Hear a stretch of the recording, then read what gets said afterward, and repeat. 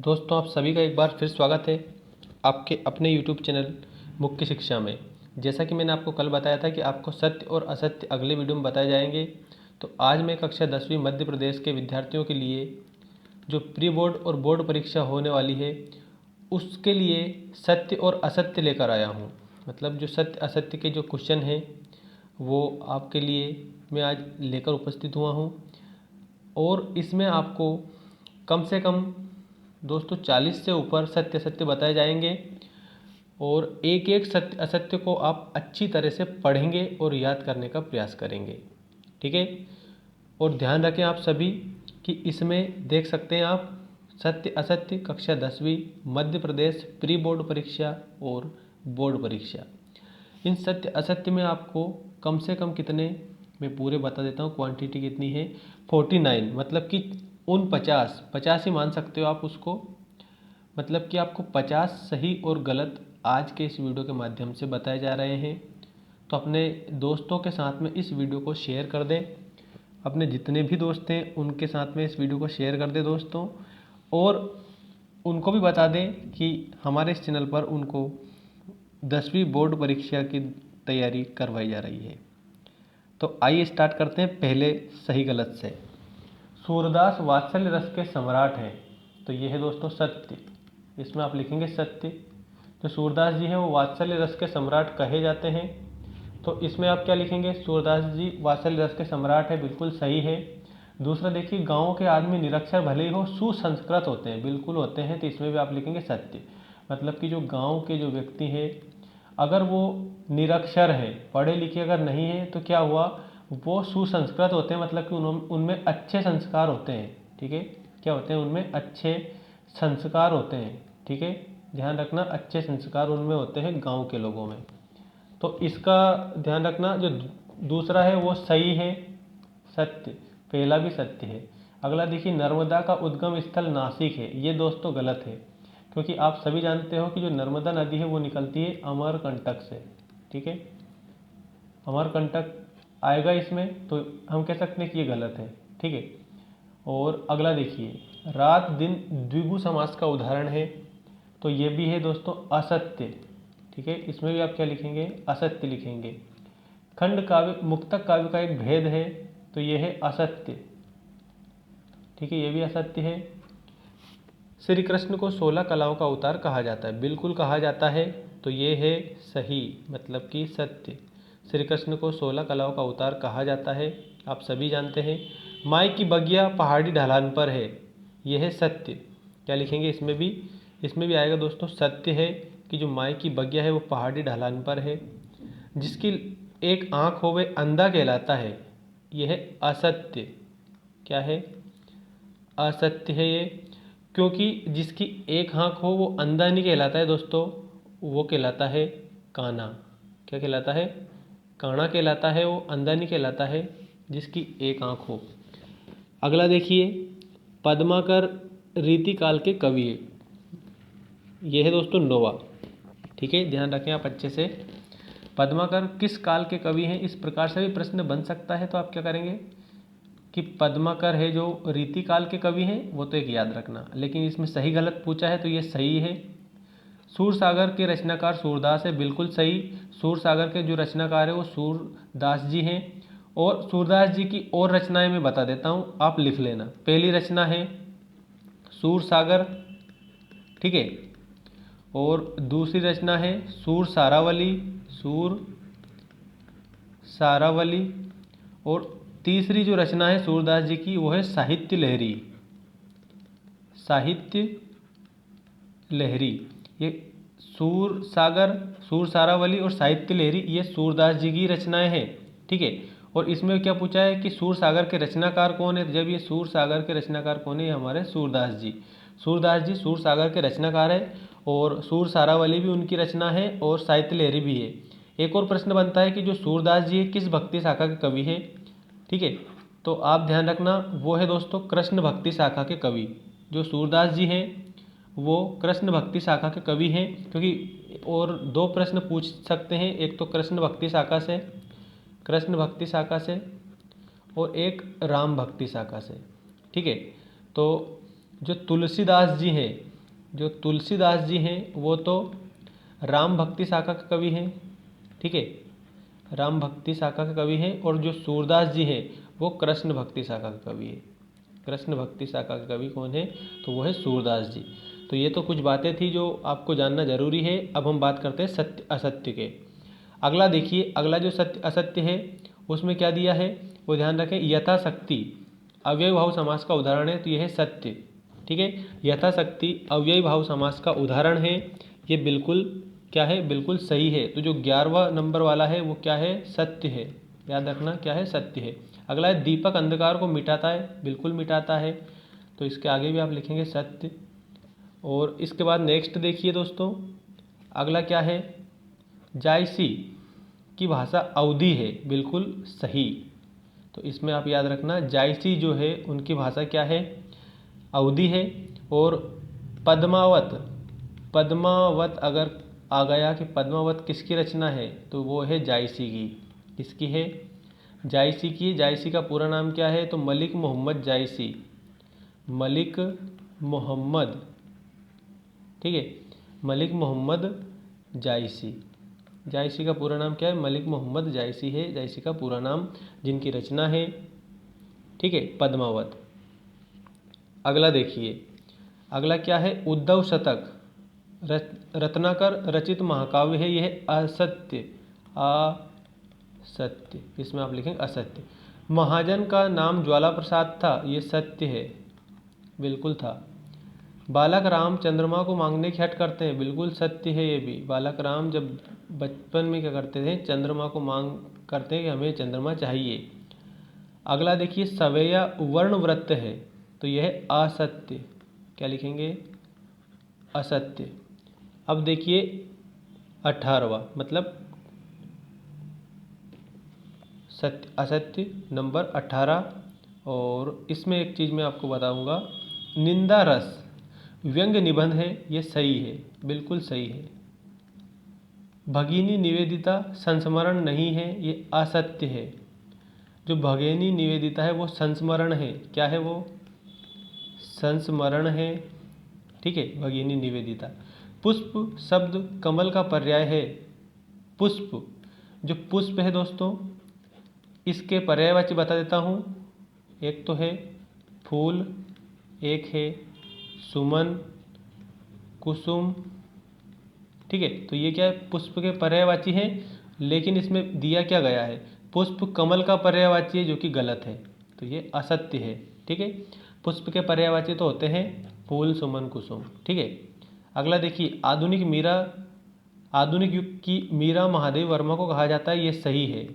जो महादेवी वर्मा है, ठीक है, मैं लिख कर बता रहा हूँ आपको एक एक चीज़, ताकि आपको समझ में आए और आप अच्छे से कंप्लीट करें और आपकी 85% बन जाए, यही लक्ष्य है हमारा। महादेवी वर्मा जो है वो आधुनिक मीरा कहा जाता है इनको, आधुनिक मीरा, ठीक है। आधुनिक मीरा किसे कहा जाता है तो महादेवी वर्मा को कहा जाता है आधुनिक मीरा, ठीक है। इसके बाद अगला मैं आपको बताता हूँ 22, ठीक है। ध्यान रखें, एक एक को आपको लिखना है, याद करना है। 22 में क्या दे रखा है, भक्ति काल को 4 भागों में बांटा गया है, यह असत्य, क्या है ये, असत्य है। रीतिकालीन कवियों ने श्रृंगार रस का सुंदर वर्णन किया है, ये बिल्कुल सही है, तो इसमें आप लिखेंगे सत्य, ठीक है। कबीर ने निर्गुण ब्रह्मा की उपासना की है, सत्य, कबीर ने निर्गुण ब्रह्मा की ही उपासना की है। नागार्जुन रीतिकाल के प्रमुख कवि हैं, यह असत्य, क्या है ये, असत्य है।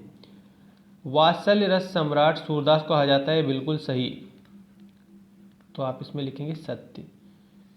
हजारी प्रसाद द्विवेदी के नाम पर द्विवेदी युग का नामकरण किया, ये असत्य है, ठीक है, क्या है, असत्य है, मतलब कि ये गलत है। अगला देखिए, मलिक मोहम्मद जायसी सूफी संत थे, बिल्कुल सही है, तो इसमें आप क्या लिखेंगे, सत्य लिखेंगे, क्या लिखेंगे, सत्य। अगला है, गिरिधर कवि की कुंडलियाँ नीति परक हैं। गिरिधर कवि की जो कुंडलियाँ हैं दोस्तों वो नीति परक है, ये बिल्कुल सही है, ठीक है। जो गिरधर कवि है उनकी कुंडलियाँ नीति परक है, ये सत्य है। एक सेकेंड इसको सही कर देता हूँ, ये लीजिए, ठीक है। गिरिधर कवि की जो कुंडलियाँ हैं वो नीतिपरक हैं। और अब हम बात करते हैं अगले क्वेश्चन की। रामधारी सिंह दिनकर प्रयोगवाद के कवि हैं, ये असत्य है, असत्य। प्रबंध काव्य में पूर्वापर संबंध नहीं होता है, ये भी असत्य है, ठीक है। प्रबंध काव्य में पूर्वापर संबंध नहीं होता, ये असत्य है। जो प्रबंध काव्य होता है उसमें क्या होता है, पूर्वापर संबंध होता है। पूर्वापर क्या होता है, संबंध होता है, संबंध होता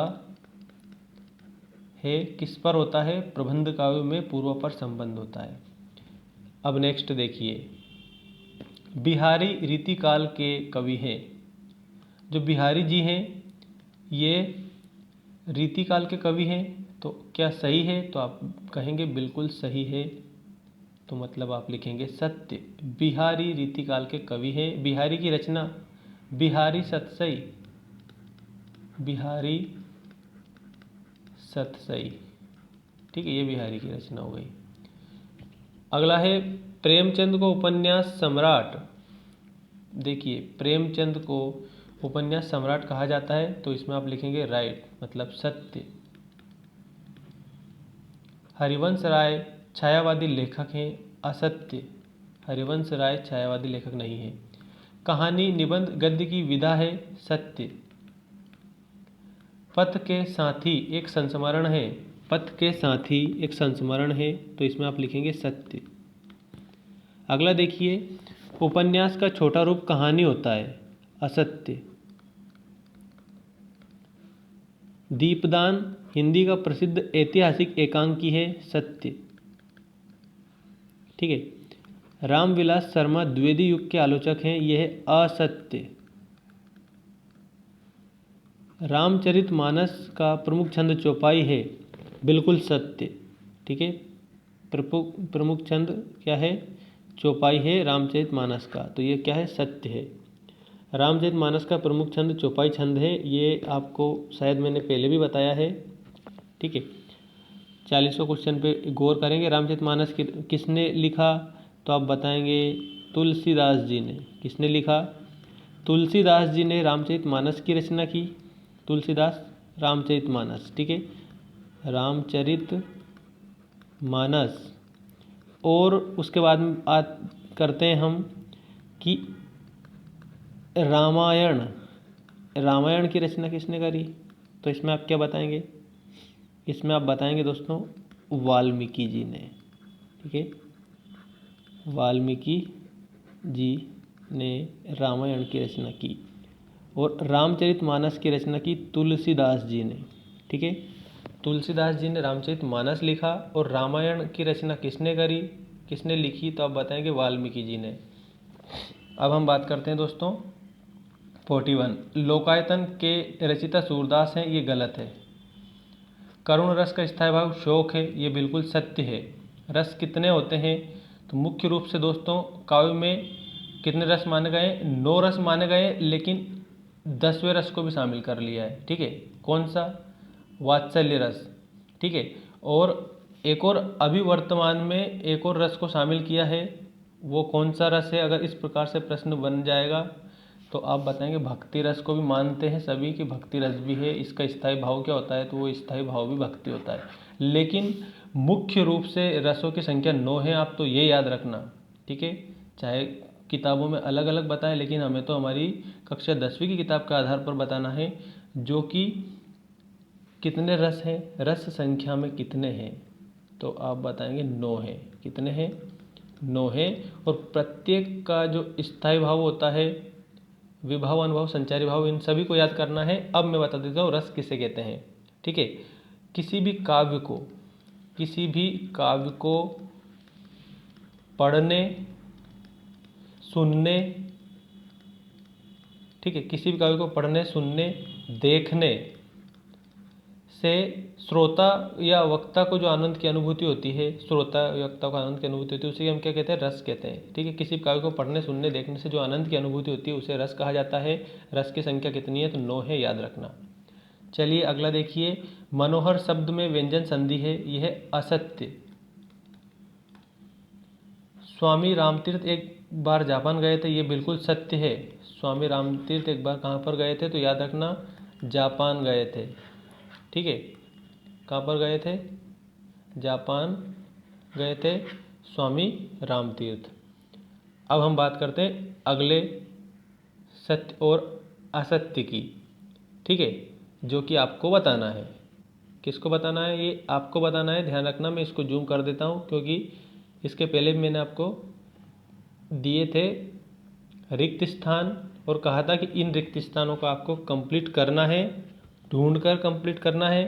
ठीक है, जिससे क्या होगा कि आपकी जो खोजी प्रवृत्ति है उसका विकास होगा, और जैसे ही उसका विकास होगा तो आप अच्छे से सीख जाएंगे।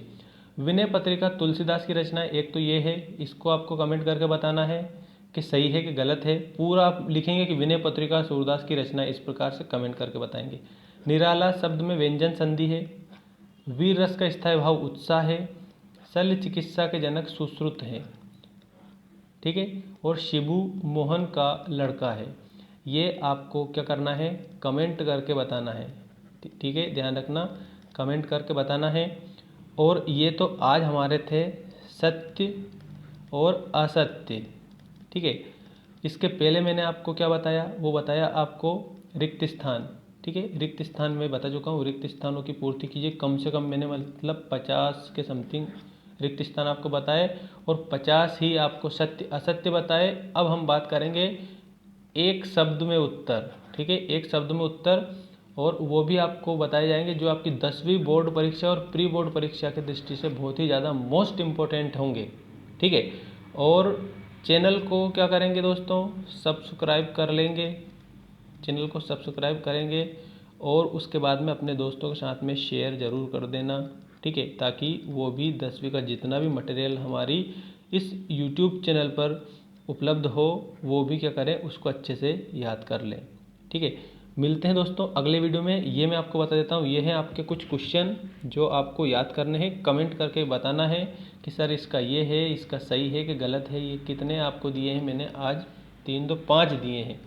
ठीक है, ये 5 जो दिए हैं आपको बताना है। ठीक है, याद रखना, मैं लिख कर बता रहा हूँ कि आपको ही बताना है इसको विद, ताकि आपको कंप्लीट कर सके, आप कंप्लीट कर सकें इसे। मिलते हैं नेक्स्ट वीडियो में। Thanks for watching.